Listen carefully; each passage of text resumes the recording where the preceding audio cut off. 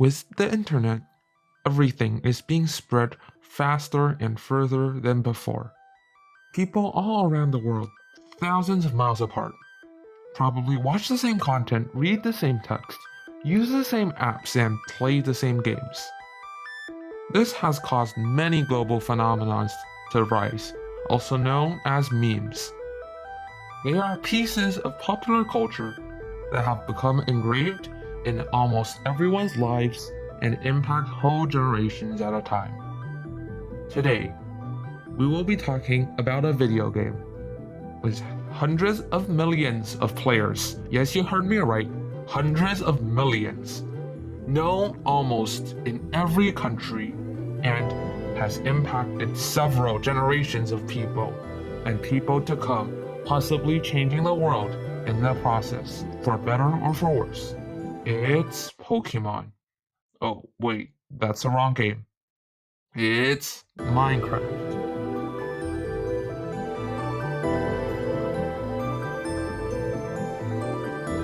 Everyone knows this game. Some hate it, some love it, and others depend on it to make a living. Minecraft has hundreds of millions of players, and it'll stay in the minds of these players forever. But before talking about Minecraft now, we have to talk about how it got there. As very early Minecraft players remember, Minecraft was just once an indie game that has subpar graphics and also doesn't really have much of a player base. How did it evolve into the AAA phenomenon we all know and love today? What changes and challenges did the game face on the way here? Today, we'll be splitting Minecraft into 5 eras. The pre-release era, the classic era, the era of boredom, the era of renaissance, and the new era. It all started on 2009, 11 years ago. Notch, the well-known developer of Minecraft, started making a game entitled Cave Game. And imagine he still had this title today. It's like the worst title ever. It was based on his older projects, and it was also based on another game which was open sourced and I can't pronounce the name of it. Some first video clips of the game ever in existence was released. Unfortunately, I can't access it because the video was removed. And later, the game was renamed to Minecraft Order of the Stone. A much better name, even though it makes the game sound like a bad sequel to a pay-to-win RPG game. And later, the name was shortened to just the well-known name we know today. In one simple, memorable, and creative word, Minecraft describes all its core elements. You mine and you craft.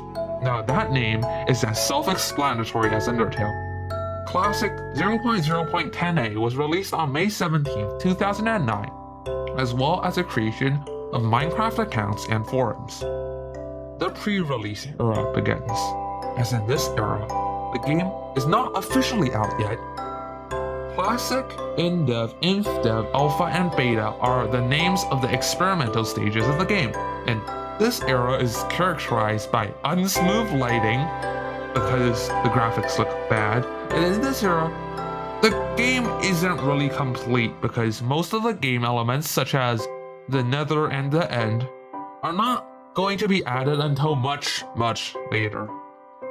The first sign of the elements of the game being present is survival mode as well as health. You can't have Minecraft without survival mode.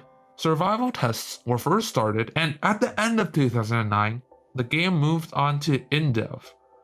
And there was an account price of €5. And finally, we have smooth lighting, possibly the best invention since sliced bread. As in-dev progresses into inf-dev, more and more essential game elements were introduced, such as crafting, the signature element of the game. Surprisingly, in this early stage of the game, there are already over 100,000 registered users, much more than the amount of views I get, lol. Although it is still not nearly close to mainstream, Notch begins to work on the game full-time. In June 2009, Alpha started. More core elements of the game have been added. In this era, there are many core elements that have been added, such as creepypasta Herobrine, which is probably nothing but a dead meme right now, the first Minecon, which only 50 people attended, the founding of Mojang, 1 million sales worldwide, the hiring of Jeb, possibly the second most important person to the game after Notch, and then beta soon came out in 2009, with another increase in price of course. There were even more important details: Minecraft client, the Pocket Edition, and 10 million registered users. And this, I could say, is when Minecraft blew up. The Minecon, as well as the international release of the game, marked the end of the pre-release era and the start of something new, the Classic era. It doesn't have to do with Minecraft Classic, I just really like the word classic and I feel it fits in. The entry of Minecraft into popular culture happened around the end of the pre-release era and at the beginning of the Classic era. This was when Minecraft turned from just an indie game into a global phenomenon. Famous servers such as 2b2t were created, tutorials were made on YouTube, which caused great success and gained millions of views. Many famous YouTubers such as Sky Does Minecraft, Minecraft Universe, Stampy Longhead, Captain Sparkles, Dan TDM, Iballistic Squid, and Venom popular MMOs, even the legendary PewDiePie emerged through this game in this era. Some of them are still household names we hear today, some of them don't really make stuff anymore. The opportunities Minecraft has provided to content creators is truly endless. Many careers were started just because of this simple block game. And also, it has become an incredible experience to many people, and is a source of many nostalgic memories that we still want to hold on today. However, this all had to end one day. But let's not talk about that now. Let's talk about the hype that Minecraft has truly created in this era. We can all remember how popular it was. From playing for survival for the first time, doing builds, PvP maps, servers, mods, all of those are the great memory that era has left in our minds. Survival became pretty boring and maps and mods became the new meta, as the vanilla game just simply did not have enough elements to make players stick to the game. Many of those mods and maps dwarfed the original game. Whether this was bad or not was up to you to decide, but Minecraft is more and more becoming a platform for creation instead of just a game. But all this had to end. Nothing lasts forever. Look at MSN, America Online, Facebook. Look at YouTube slowly being replaced by new media such as TikTok. Look at the quick fall of the battle royale genre of Fortnite. Indeed, one might think some things are legendary and last forever, but time kills kings and queens, and Minecraft is no exception.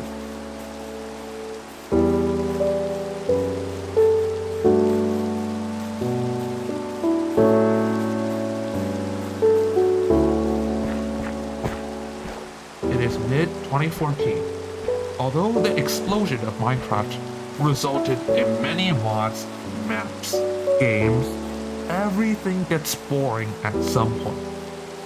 Minecraft did not introduce many updates circa 2014. Yes, there were lots of features that were appreciated, but there wasn't anything that truly enhanced or changed the game. It was just the same thing over and over again. The game got boring. That was why mods were so popular in the first place. They offered some variety. But now, the variety has gone. And you know what else? Minecraft's target audience aged. Minecraft's players were usually relatively young at the time the game was first becoming popular, but as they aged, they slowly lost interest in the game, or moved on to something else. The same applied to many content creators, leading to not as many mods and maps being created. These maps and mods are declining in popularity as a result of a reduction of players, so understandably the creators moved on as well. This is incredibly visible. In the 1.8 era, there were much fewer mods and maps compared to the 1.6 era, and personally I would define 1.8 as the valley of the game. It was when the game had the lowest popularity. Finally, YouTubers too also saw Minecraft as a declining platform, and therefore they stopped or reduced Minecraft content either because they lost interest or found that it was not profitable. Team Profit was formerly possibly the most glorious Minecraft content creator team out there, but now it's only a distant legend that no one remembers. And TDM stopped those amazing Minecraft videos, and now all that's left is videos of other games, and those amazing videos will be lost forever. And this happened to many YouTubers too, not just Team Crafted and DanTDM. It was like Minecraft was a fallen kingdom. Just look around on the internet in that period. Minecraft was slowly but surely disappearing. But in 2015, something happened that changed the entire business model of the game.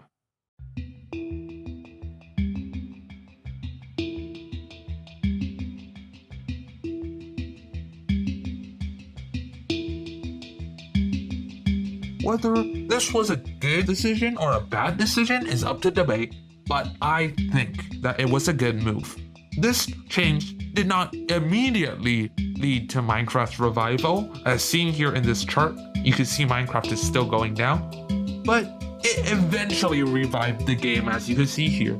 It was a Microsoft purchase of Mojang. Microsoft was much more business-centered than Mojang, doing everything they could to increase the business of the game. Whereas Mojang did not focus on the business so much. It relied on its community to make itself alive, which is a bad choice. Minecraft was made more universal by Microsoft because they created Bedrock Edition. Previously, all the editions of Minecraft were extremely confusing, with almost no cross-compatibility, sync, etc. However, after Bedrock Edition, the editions of Minecraft became more clear, which is important. Minecraft was available on almost all platforms: Xbox, PS4, Windows 8, 10, iOS, Android, and eventually Nintendo Switch. Before that, there were separate game editions for each of the platforms, which caused a mess and also caused almost no compatibility, meaning that if you made a world in PS4, you certainly could not play it on Java. But now, everything was almost universal. Of course, Java Edition still led the pack, but I think Bedrock Edition helped Minecraft become more successful immensely. Furthermore, under Microsoft, Mojang also made many significant developments to the game that were previously not made. Commands and command blocks could do more and more, allowing developers to do amazing things with commands, which served as an alternative to mods. Remember that mods are still relatively scarce in this era. This was showcased in YouTube videos, hoping to redeem Minecraft's position in video services. Not by a lot, but by a little bit.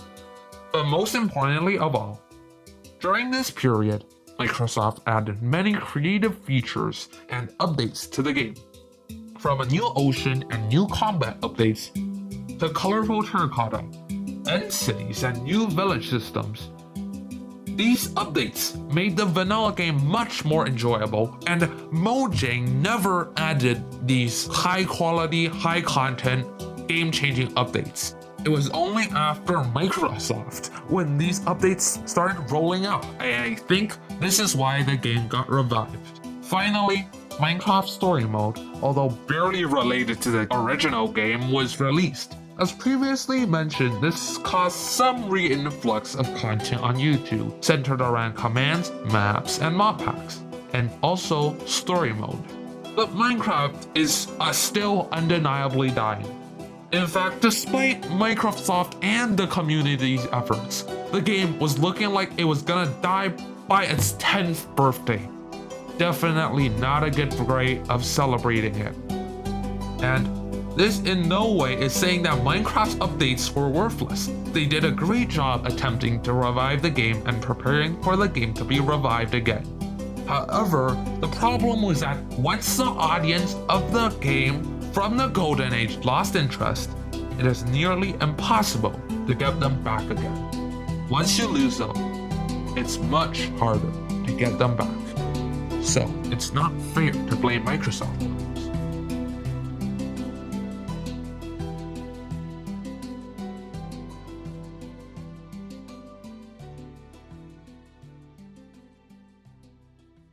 But the miracle happened. Minecraft not only stayed alive during its 10th birthday, but it was growing back almost to its former glory. Minecraft's hard work paid off. It was a Minecraft renaissance, eventually leading to an era almost as great as the Golden Age, the Silver Age. How did the Minecraft renaissance start? The answer is, it's complicated. But the creative and quality updates definitely had to do with it. Minecraft released a series of additional games as well, Minecraft Earth, as well as a much later Minecraft Dungeons. But the main thing that supported the Minecraft renaissance was nostalgia. Life goes full circle sometimes. The players want to go back to Minecraft. We all might decide to move on from something one day, but another day, we all would want to take a look back down the memory lane and revisit our old selves. That's just how life works. So, we decided to revisit Minecraft around the game's 10th anniversary. We had a reason to come back too. The game has had so much new features during the time when we're gone, and we would like to see Microsoft's amazing updates. This revisit of Minecraft spiked the game's popularity back up, clearly visible in this chart right here. YouTubers, too, are coming back to Minecraft. I never thought they would stick around, but they did. Both players and content creators alike are coming back to the game and staying there. It was a miracle. Minecraft got revived. This period saw an re-influx of content comparable to the Golden Age. I call this the Silver Age. I feel like content in this era is much more high quality than the content in the Golden Age, but it was for some reason less popular. Perhaps due to competition caused by, let's say, certain competitors. But most surprisingly of all, as if this whole revive wasn't surprising enough, vanilla survival Minecraft, yes, vanilla Minecraft, was making a comeback. Before, all of the content relied on mods, maps, something different. But no, players wanted the original vanilla experience. Maybe it was just pure nostalgia. Maybe it's to see how much Minecraft has changed, which is a lot. But the very thing that the Minecrafters got bored of super quickly is now the most popular part of the game. This is the start of a new era. And I creatively named it the New Era. I'm so good at naming things. The revival of Minecraft Survival Series. The revival of many servers. The revival of everything. The new age of Minecraft looks brighter than ever. Microsoft has done its job. But Microsoft never intended to stop. In fact, they decided to take this as an opportunity to create even more content. Arguably the biggest update ever in Minecraft, the Nether update, is rolling out, ensuring that the Silver Age of Minecraft doesn't just fade right here. There are many extremely cool new biomes in the Nether. The game-changing substance that's stronger than diamond, netherite. Cool mobs, incredible looking RTX graphics, and other insanely cool features such as custom dimensions, etc. are making the game better and better. These frequent updates will continue to improve the game more and more. It's still possible for a second era of boredom to occur, but the future of Minecraft still looks bright. And you could tell because they are making a movie about Minecraft in 2022. Will Minecraft still be legendary forever? Probably not. But did Minecraft become an amazing, hella popular, and influential game? Definitely. You know what else has impacted multiple generations? My YouTube channel. Just kidding, not even close. But it would definitely be appreciated if you, dear viewer, take your time to like and subscribe and check out my other content. What? You're asking what I have to offer? Well, I will be producing quality monthly content like this and making videos, sometimes educational but almost always random, and about life and stuff to improve and enlighten your life. I would definitely make a sequel to this if I see this video get enough support. Let's say 2K views in the first month. Or maybe you want to see other gaming content, or just something else altogether. I don't know, maybe you like my math stuff. If so, please do leave a comment on what you'd like to see next. So please do subscribe, like, comment, and turn on notifications. See you all next time. Peace out.